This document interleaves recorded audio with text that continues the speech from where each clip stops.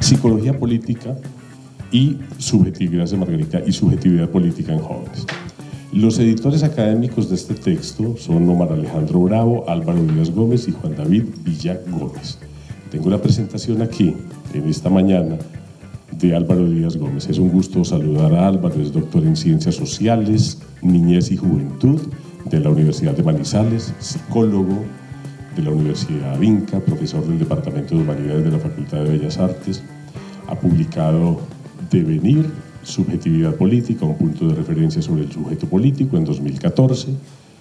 Subjetividad Política, una serie de entrevistas en 2021. Ha publicado artículos en revistas especializadas, nacionales e internacionales, y es integrante del grupo de investigación en estudios políticos y jurídicos. Álvaro, le reitero que es un gusto tenerlo aquí para que conversemos precisamente sobre psicología política y subjetividad política en jóvenes. En 168 páginas, este texto invita a pensar en diferentes aristas de un núcleo central como la subjetividad política. Invita a vencer los obstáculos y retos que significó el periodo de la pandemia por el COVID-19 en los ámbitos académicos y personales. Está capitulado, voy a hacer una lectura básicamente de títulos de capítulos y también de sus autores, para luego entrar con Álvaro y hablar sobre generalidades del libro y sobre el capítulo donde él hace su producción directamente. El capítulo número 1 de este texto se llama Rasgos de subjetividad política juvenil derivados del confinamiento en la pandemia del COVID-19, que es el que vamos a reseñar aquí con Álvaro, una producción también de Ana María Calderón Jaramillo. El capítulo 2 se titula Los jóvenes frente al cambio sociopolítico, una mirada desde la subjetividad política en la ciudad de Barranquilla. Los autores fueron Aura Alicia Cardoso, Eliana Alemán y David Ricardo Morales Cuadro. En el capítulo 3 se aborda jóvenes y consumo de información política en redes sociales digitales. Mildred Bianchá y Marta Peña presentan este capítulo 3, el capítulo 4 es proceso de construcción de sujeto político, reflexiones desde el relato de vida de un exmilitante del M19, Santiago Arroyave, Hernández y Omar Alejandro Bravo son los autores. Y el libro se cierra con el capítulo 5, la experiencia política como escenario de apropiación del conocimiento profesional en Colombia. Autores Camilo Rincón y Wilson López. Con este marco de 5 capítulos, entonces se presenta esta obra. Antes de hablar con Álvaro sobre ese capítulo 1, es importante hacer una reflexión general sobre lo que significa la puesta en escena del libro. Teniendo como marco de referencia, Álvaro, que el libro presenta elementos actualizados y propuestos de autores clásicos también y contemporáneos, y que se aborda cómo la subjetividad se imbrica con aspectos como los valores, la historia de las familias, la personalidad del entorno, la identidad, los afectos, la violencia, dibujando un nuevo sujeto político que tiene particularmente una historia y particularmente una cultura. En ese orden de ideas, cuando se hace esa apertura tan humana, la lectura de este texto beneficia fundamentalmente ¿a quién puede provocar? Muy buenos días y muchas gracias, Carlos, por el acompañamiento acá en esta conversación. Quisiera, antes de dar argumentos frente a lo que usted sugiere, hacer agradecimientos, que es propio justamente del vínculo intersubjetivo. Y agradecer entonces a Consuelo Chica, quien desde el Departamento de Humanidades y la Facultad de Bellas Artes y Humanidades se ha encargado de coordinar esta actividad para que estemos justamente reunidos al día de hoy. Yo creo que en estas actividades ocurre como en las fiestas. El que organiza es el que menos goza, pero es el que más trabajo tiene. Entonces, pues ese reconocimiento que está siempre respaldado con la presencia de Aura Margarita Calle, quien como directora del Departamento de Humanidades ayuda a viabilizar los tiempos nuestros, las actividades, y a que estas acciones se concreten con la calidad y característica que al día de hoy nosotros vemos. Igualmente la presencia del director del Grupo de Investigación, Miguel Ángel Puentes, grupo de investigación en estudios políticos y jurídicos, que es el nicho en el cual se desarrolla la investigación de la cual damos cuenta en este capítulo y que sirve justamente también como respaldo para las publicaciones que como grupo realizamos. Y agradecerle a Sandra Incapié, que también está presente siempre dentro de esas actividades, también en un papel muy sutil, pero muy importante, que justamente ayudarle a uno a gestionar las acciones que uno requiera para que estos productos pues tengan realmente una concreción y una realidad. Y obviamente el agradecimiento a cada uno de ustedes por sacar el tiempo, por venir acá, por interesarse por un tema como este, que no es un tema pues tan taquillero, pero que permite justamente que podamos llegar a acercarnos a algo que nos puede por eso mismo brindar algunos elementos nuevos de conocimiento, de ampliación de nuestras perspectivas. Desde allí, quisiera un segundo paréntesis para contextualizar, porque la pregunta es a quién puede interesar, pero a mí me interesa mirar qué hay detrás, también un poquito de la producción, un poquito cómo se hace, lo que se hace para tener, sigámoslo llamando así, ese producto que es el libro. Ahí tenemos que ubicar entonces que nosotros, como grupo de investigación en estudios políticos y jurídicos, formamos parte de una red de investigadores, que es la red de investigadores en psicología política. Esa red de investigadores está adscrita a una asociación nacional, que es la Asociación Colombiana de Facultades de Psicología. Yo soy psicólogo y el libro está ubicado disciplinarmente allí, dentro de la psicología. Cuando digo disciplinarmente, lo que siento es que sea disciplinado. Igual se indisciplina y habla con otras disciplinas, pero ya en el contenido mismo. Pero temáticamente está escrito por psicólogos, que nos salimos justamente de las márgenes establecidas en la tradición de la psicología para ubicarnos en intersecciones con otras disciplinas. Porque la psicología política por sí misma, al menos ya con la política, se tendría que encontrar. Y esa ya es otra disciplina.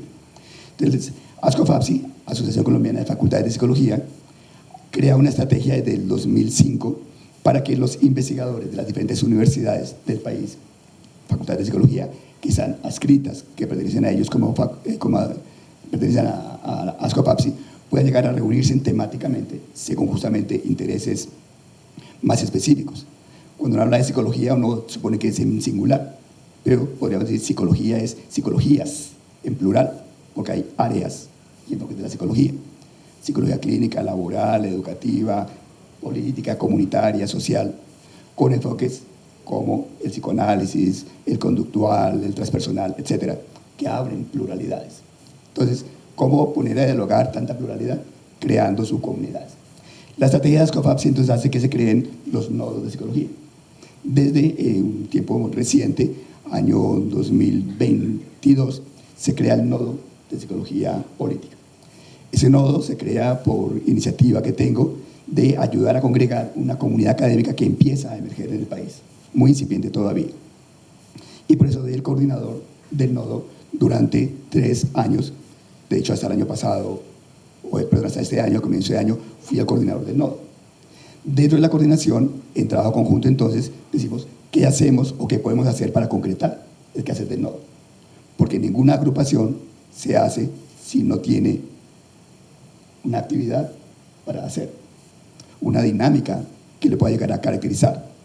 Entonces propusimos un plan de trabajo dentro del cual dijimos, vamos a publicar un libro. Al nodo están adscritos 23 profesores de diferentes universidades del país, que se adscriben pues por voluntad propia. Nos comunicamos a través de encuentros presenciales que tenemos, 2 al año, y encuentros virtuales según la necesidad. Desde allí entonces se convocó a los integrantes del nodo a que presentaran un resumen para un posible capítulo. Digamos que esa es una estrategia que hemos ido creando y que nos ha dado resultado, y es, supongamos que nosotros somos los del nodo, cada uno decimos vamos a hacer un libro, quien está interesado, el interesado presente un resumen, con título, palabras claves y máximo un párrafo.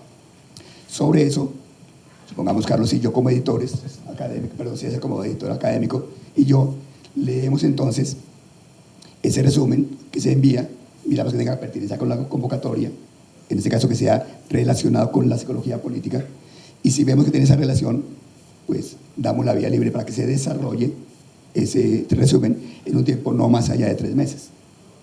Porque creemos que quien presenta un resumen es porque ya tiene una idea, un proyecto en curso, y que 3 meses es suficiente para enmarcar, entre comillas, presionar a la autora que escriba. Y nos ha dado también resultado. Si uno deja 6 meses, se gasta 6 meses. Si deja un mes, en un mes se hace un capítulo del libro. Nosotros creemos que 3 meses es suficiente porque se vienen madurando ideas. Algunos incluso tienen ya texto base, que lo que hacen es cualificarlo. Sobre esa base, entonces, los diferentes profesores, algunos en coautoría, o la mayoría en coautoría, pues entonces trabajan al interior de sus universidades con sus grupos de investigación desde un proyecto específico y elaboran un texto. Por eso cuando César hace la lectura del contenido del libro, se mencionan 5 capítulos, pero cada capítulo más de una persona. De hecho, encontramos... Son colectivos de trabajo, pero diversos, aunque aglutinados a partir del nodo. Como son profesores universitarios, investigadores, en general tienen hábitos de escritura, hábitos de lectura, calidad en la escritura, y el trabajo se hace fácil. Claro, uno tiene que tener unos cronogramas, establecer unas fechas, unas maneras a través de las cuales se pueda llegar a presentar el documento, y sobre esa base ya se actúa de forma independiente. Entonces decía que, por ejemplo, hay un profesor de la Universidad ICESI en Cali, hay una profesora o un grupo de profesores de la Universidad de la Costa, en la costa, profesores de la Universidad Católica de Colombia en Bogotá, profesores de la Universidad Tecnológica acá en Pereira, así lo que recuerdo. Entonces, eso muestra justamente también un elemento de pluralidad. ¿Quién publica? El que quiera publicar. De hecho, la convocatoria fue para un libro, pero llegaron tal cantidad de textos que dijimos, si sacamos un solo libro, eso queda una enciclopedia. Y optamos porque no fuera un libro, sino 2, para que el material fuera mucho más fácilmente de leer. Además, para una ubicación temática que nos daba la posibilidad desde la lectura que como editores nosotros realizamos. Álvaro, incluso lo hace muy global, muy general, muy país. Uno ahí tiene una mirada de un marco muy amplio. Precisamente eso responde a la pregunta, bueno, pero ¿a quién le interesa? Pues a todo Colombia, con una cantidad de miradas variopintas, todas muy, muy, muy distintas y muy asertivas en el tema. Sí, yo creo que le interesa primero a una comunidad particular, que es aunque sea particular, es muy grande, la de los psicólogos. De forma específica a unos psicólogos que están interesando por un área relativamente emergente en Colombia, que es el área de la psicología política.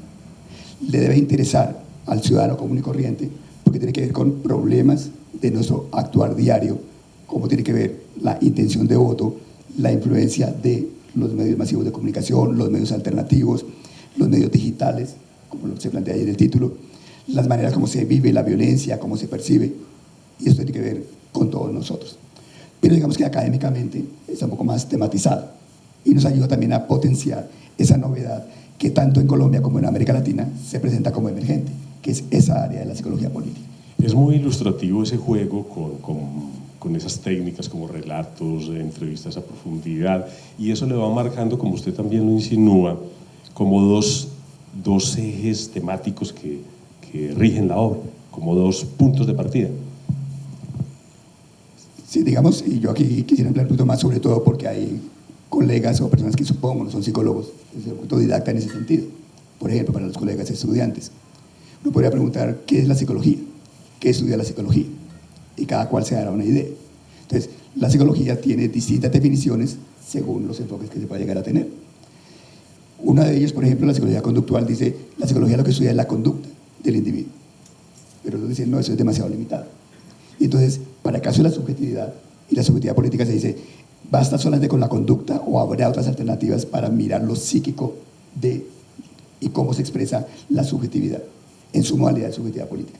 Se dice, no puede ser solamente a través de la observación para ver la conducta, sino que tiene que, para conocerse la subjetividad, hacer que el otro sujeto, ¿sí?, se narre. Porque la subjetividad tiene que ver con la acción de reflexividad que realiza un sujeto cuando piensa sobre sí mismo. Y como yo sé lo que César piensa sobre cualquier fenómeno de la vida, si no es preguntándole, un poco como estamos ahora, conversando, y que usted me cuente, me narre, se relate en torno y alrededor de eso que yo puedo haber delimitado y que estamos conversando.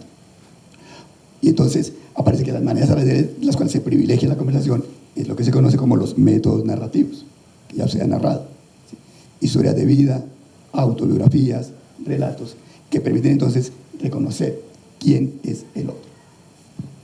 O sea que aquí hay una construcción que básicamente impulsa pues, el concepto, la idea o ese marco de la psicología política, como que lo ayuda a construir, a fortalecer, como a generar una cantidad de aristas, incluso con los vínculos con otras disciplinas, como usted ya lo mencionó, además de la psicología.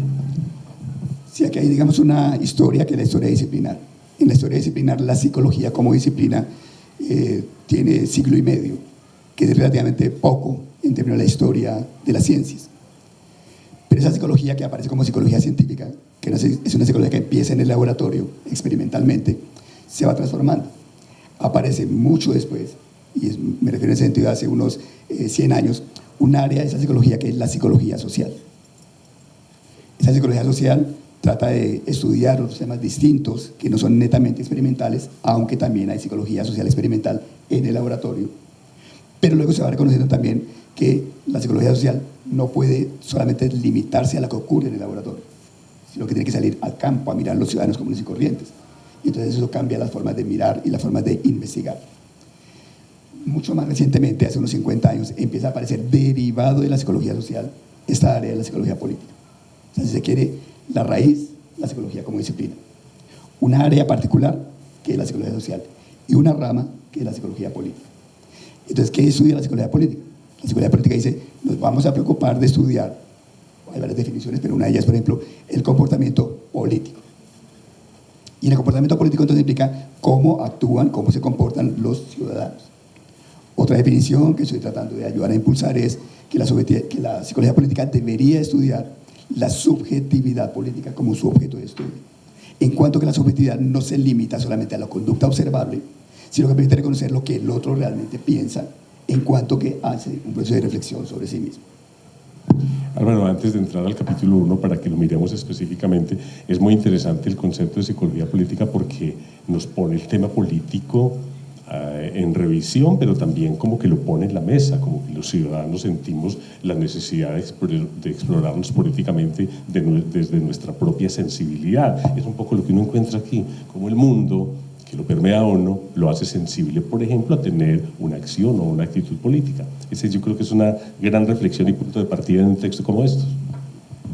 Sí, la idea aquí es tratar de reconocer que todo lo que vivimos tiene que ver con la política. Otra cosa es que seamos conscientes de ella y otra cosa es que seamos protagonistas de ella. Que estemos aquí participando de esta actividad en un espacio público. Un acto político, evidentemente. Un acto político, porque implica que yo decido que no quedarme en el colegio, no quedarme en la casa, decido ser autónomo para ir a un espacio donde nadie me obliga. Eso es acción política, para luego actuar en otros espacios desde ese mismo espacio de autonomía. Pero desde allí, el otro elemento entonces es, si bien es cierto que todo tiene que ver con lo político, ¿cómo yo puedo llegar a hacerme un sujeto político que decididamente actúo desde la política? Y ahí aparece un concepto que usted un poco sugiere, que es el de sujeto. Entonces, yo me asumo como sujeto y cuando me preocupo por lo político como sujeto político. Pero soy un sujeto político que tengo que tomar decisiones para deliberar, para actuar. Y cuando actúo, puedo hacerlo, ya sea a través de la adscripción a un partido político o simplemente como un militante, digámoslo así, de la vida. Uno no tiene por qué estar adscrito a un partido o a un movimiento para ser un sujeto político. Pero, y hay una interrelación, en la medida que yo soy sujeto político, me voy reflexionando mucho más en función de cuál es mi papel en términos de la sociedad. Y por ese pensarme en esa función, voy desplegando más mi subjetividad política. Y en la medida que despliego mi subjetividad política, es casi que un círculo virtuoso, voy potenciando mi postura como sujeto político que se concreta en el plano ya específico como ciudadano. Álvaro, en efecto, eso me ayuda a entrar en acción, ¿sí? Con coherencia, con fortaleza en el mundo social. El capítulo 1, aprovechando que tenemos a unos muchachos aquí muy jóvenes de colegio, es muy interesante porque nos permite entrar en el hecho reflexivo de lo que pasa en la vida cotidiana, de lo que es el mundo, porque ese capítulo 1, el que maneja Álvaro Díaz Gómez y Ana María Calderón Jaramillo, se titula Rasgos de subjetividad política juvenil derivados del confinamiento en la pandemia del COVID-19. qué pasó en esos momentos con el pensamiento, con las ideas, con el accionar, con la ciudadanía. Es un tanto abrir el espacio a esa cantidad de reflexiones que todos tuvimos en un momento tan dramático. Este capítulo, específicamente es el 1, presenta algunos resultados de un proceso de investigación llevado a cabo por parte del Grupo de Estudios Políticos y Jurídicos de la Universidad Tecnológica de Pereira, que Álvaro ya reseñó muy bien desde su operatividad y toda la dinámica que tiene pues, para intervenir en la psicología y en los temas de orden académico. Este estudio indagó las consecuencias del confinamiento derivado de la pandemia del COVID-19 y la movilización social, un asunto que tiene evidentemente que ver con la población juvenil y que desarrolló en el país ese fenómeno que se llamó estallido social. Álvaro, ¿cuáles fueron los criterios de selección de los estudiantes que participaron en esta investigación? ¿A dónde se dirigió ese grupo? Un primer elemento también de contexto es reconocer que, como se lo ha planteado, este capítulo es derivado de un proyecto de investigación. Un proyecto de investigación que venimos pensando como grupo de investigación en la continuidad investigativa que nosotros realizamos. En ese momento el grupo está siendo coordinado por Miguel Ángel Puentes, quien es además integrante también del proyecto de investigación. Aunque el capítulo es escrito solamente entre Ana María Calderón, colega integrante del proyecto de investigación, y yo. Pero pues aquí hay otras participaciones, digamos, en el proyecto como tal. De hecho, con Miguel Ángel hemos escrito otros textos para otro lugar, pero en ese dijimos, nos cae mal, no va acá. Entonces, aunque era el director del grupo, en rebeldía no se vinculó acá, no, mentiras, por cuestiones simplemente procesuales, de procedimientos, de tiempos, etc. Yo creo que es importante seguir pensando el tiempo de la pandemia.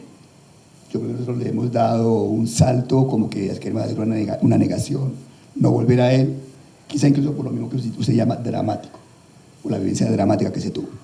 Pero los estudios muestran que hubo consecuencias que ahora se están viviendo de la pandemia.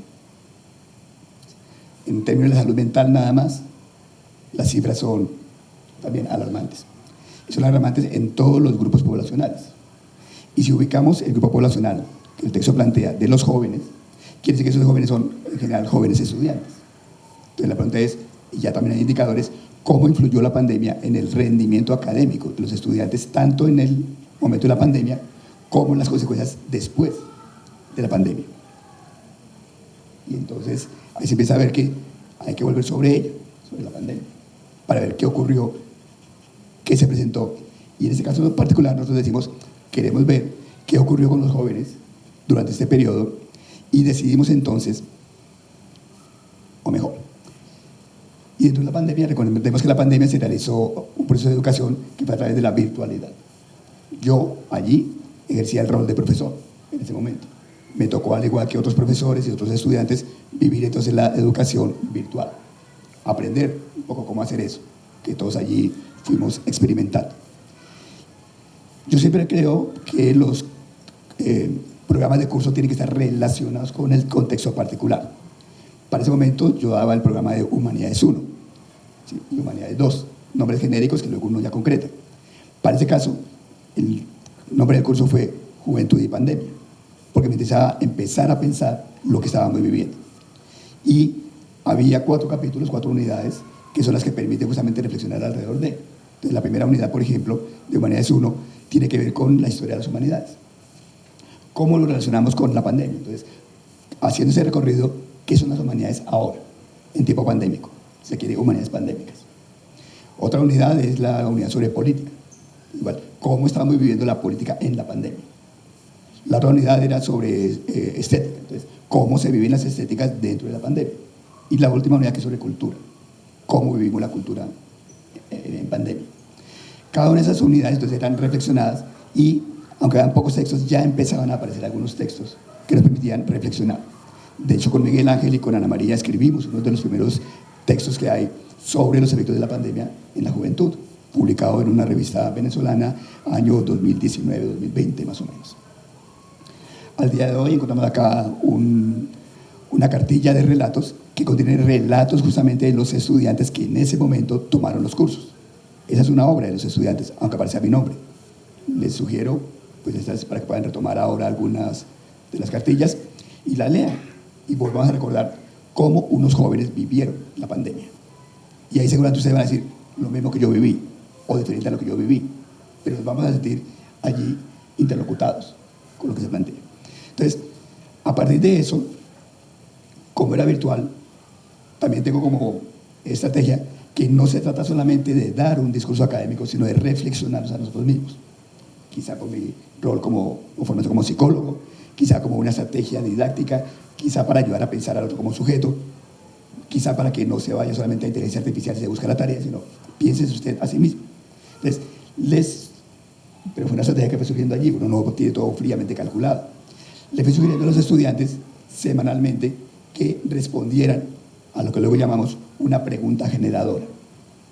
Y la pregunta generadora era eso, una pregunta, un ejemplo: ¿cómo está viviendo usted el cuerpo en la pandemia?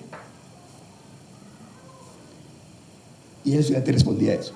Como la clase que yo di semanal, el estudiante tenía 8 días para responder la pregunta. Hoy se formula la clase dentro de 8 días, en 8 días tenía que haber subido su relato a la plataforma Classroom. Como son relatos cortos, pues además al estudiante aparentemente no le gusta escribir, pero en esos casos, como es sobre su vida, algunos se explayaban en escritura, otros muy tímidos, no lo hacían tanto. Entonces un poquito estandaricé. El que escribe mucho, limítese a máximo una hoja. En Word 1.5 letraría al 12. Y el que poco escribe debe obligarse a escribir una página. Un poco estandarizado, un poco obligando, pero creo que es una buena estrategia. Sí. De tal forma que si el semestre tiene 16 semanas, 17 semanas, resultaron creo que unos 15 relatos. Pues porque hay algunas semanas en que por alguna razón no se da clase, o la primera semana que se presenta del programa, entre que ya no sirve para el efecto del ejercicio. Entonces, se contó con 16 relatos individuales para un grupo de 30 estudiantes, que era la que yo tenía en ese momento. O sea, hay una base de datos muy importante. Después de que se terminó el seminario, en el semestre correspondiente, entonces dijimos, tenemos esta información, ¿qué hacemos con ella? Generalmente uno como investigador dice, ¿dónde conseguimos información? ¿Cómo conseguimos? ¿Con qué sujetos? Y empieza uno a buscar sujetos, un poco angustiosamente. Y nos fuimos dando cuenta entonces que allí estaba el material, ya habíamos tenido los sujetos. Entonces el criterio es ese, que hubieran sido estudiantes que hubieran tomado el seminario de Humanidades 1 o asignatura de Humanidades 1 y que por ese hecho, simplemente deductivamente, estuvieran en edad escolarizada de primer semestre de universidad en la asignatura de Humanidades 1 y que hubieran cumplido con todos los relatos respectivos. Y desde allí, pero fue a posteriori, pensamos en cómo encuadramos eso en términos investigativos. Y por eso surge la pregunta que ya usted sugirió allí y el tema que nos tiene al día de hoy convocados. ¿Y cuáles son esos dos ejes como metodológicos básicos a los que llegan ustedes después de tener esa información y esa recolección? Ese es un proyecto que todavía lo estamos desarrollando, ¿sí? Porque es un proyecto a 2 años, nos falta todavía un semestre, de tal forma que todavía hay cosas que estamos indagando. Pero para efectos del momento en que se desarrolló este capítulo, nosotros entonces logramos decir, vamos a hacer un análisis de la información, que quiere decir los relatos. Porque cuando uno habla de información uno cree que es dato numérico. No, en ciencias naturales, sociales y humanas sabemos que el dato es también el relato, no solamente el número. Y que tenemos maneras particulares a través de las cuales hacemos la sistematización y luego el análisis de esa información. Todo eso, por más de que haya inteligencia artificial y que haya software, implica la inteligencia humana, ¿sí? La puesta en común de la experiencia del investigador, que es quien en última categoriza aún para decir al software que quiere o para retomar del software lo que pueda llegar a aparecer y darle sentido. Entonces aparecen como resultados, digamos, en las siguientes tendencias. 1, la pandemia y la vida cotidiana. Usted lo decía César al comienzo, la vida cotidiana es el espacio en el cual tuvimos que vivir la pandemia, siendo protagonizada de múltiples maneras. Segundo, la manera como se vivió la política, lo político y la participación, que son 3 elementos igualmente relacionados. Tercero, un elemento constitutivo de la subjetividad, que es la producción del sí mismo. Y el sí mismo, en cuanto que yo me pienso, me tengo que construir, porque uno no es dado, sino que uno se va haciendo, y ese es el gerundio ¿sí? Procesualidad. Por eso uno dice, cuando se encuentra con un amigo, uy, ¿cómo está de cambiado? Claro, no solamente físicamente, sino incluso en su manera de pensar, de actuar. Lo grave sería que le dijeran, sigue igual, porque quiere decir que no se ha hecho. Uno de los testimonios a manera de ejemplo de la reinterpretación de lo social y lo personal lo realiza uno de los participantes a quien el tiempo transcurrido en pandemia le permitió generar nuevos sentidos subjetivos políticos, lo que se evidencia en este texto que voy a leer. Lo interesante de este capítulo es precisamente la reseña de esta información, que es muy gráfica en el sentido que es cotidiana, es lo que la gente siente y expresa con respecto en esos momentos, por ejemplo, en la pandemia y con los temas de la política. Bueno, ¿cuál es mi participación? ¿Yo qué estoy haciendo aquí ante estas situaciones?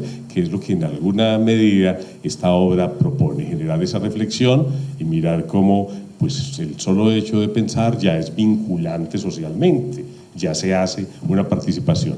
Este testimonio dice: hace algún tiempo me llegué a considerar una persona ignorante frente a los temas políticos del país, y fue una clase de ciencias sociales en la que me comencé a interesar por dichos temas, algo que todos como colombianos deberíamos hacer. Gracias a la cantidad de información y contenido al que tenemos acceso, podemos conocer la situación del país y asumir una posición crítica, algo que considero participación política, pues de esta manera se puede transmitir la información, asumir otras posturas o concluir sobre lo que atraviesa el país. Cabe resaltar que hay muchas otras maneras de participar políticamente. Sin embargo, hablo de lo que personalmente he hecho y concibo como forma de participar en el ámbito político. Yo creo que este testimonio recoge la estructura básica de toda esta investigación, de todo este proceso, que, como Álvaro dijo, está todavía en asuntos de sistematización. Este relato recoge básicamente esa dinámica. Sí, porque permite reconocer teóricamente varios elementos. Uno, que no somos sujetos marcados de la misma manera, sino que somos sujetos distintos, cada uno de nosotros. Por lo tanto, cada uno de nosotros tiene una subjetividad que es un rasgo particular del sujeto. Pero tercero, que además de ser sujetos con subjetividad, de ser sujetos, desplegamos una subjetividad particular en la medida que pensamos sobre nosotros mismos. Tercero, que para el caso de lo que plantea el estudiante, no hay una sola manera de expresarse en la política, sino que hay distintas maneras. Cuarto, que la política se expresa no solamente desde el plano cognitivo, racional, sino también desde el plano emocional. Y eso es importante y por eso se manejan discursos, consignas, figuras que ayudan a mover emocionalmente. Y eso es muy importante, digamos, para el caso de la psicología política, que está retomando la categoría de emociones como una categoría importante para analizar el actuar político y no solamente el elemento de la formación, digámosle, racional. Por eso me parece que ejercicios como estos ayudan a mover lo emocional del participante de un curso para un actuar particular. El hombre sensible que participa, es una reflexión en torno precisamente a esa opción o a esa posibilidad. Rasgos de subjetividad política juvenil derivados del confinamiento en la pandemia del COVID-19. Todo esto que hemos hablado genera un antojo muy importante porque están los niveles de expresión de los muchachos y qué interesante reconocerlos y mirar las posturas que generalmente pues, van a construir hacia el futuro muchísimos discursos. Retomemos finalmente, Álvaro, el tema del futuro de este proceso de investigación. ¿A dónde está el horizonte marcado? ¿Hacia dónde va toda esta dinámica? Los grupos de investigación se caracterizan porque tienen líneas de investigación y una línea es un proceso constante de pensamiento. Entonces, eso es desarrollo de un trayecto que llevamos ya de 10 años. El año pasado cumplimos justamente 10 años como grupo de investigación y que va a servir como base para pensar otros proyectos en devenir. De hecho, al momento que hay convocatoria en la Universidad Tecnológica, ya estamos pensando y formulando un proyecto de investigación sobre la subjetividad juvenil en el estallido social en la ciudad de Cali. O sea que ahí hay una continuidad, pero nos limitamos solamente al estallido social.